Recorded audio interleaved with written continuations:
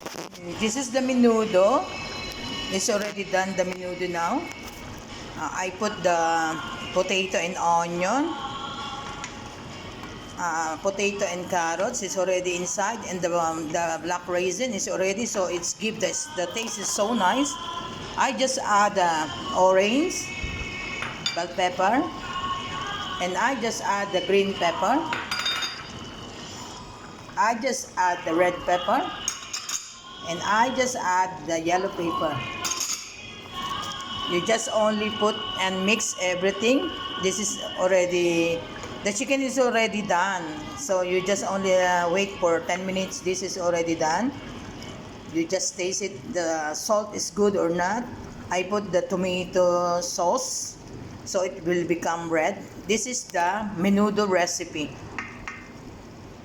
You just only cook for 10 minutes now because the chicken is already, I stir-fried palm onion, garlic, and laurel. And this is, we will going to cover it.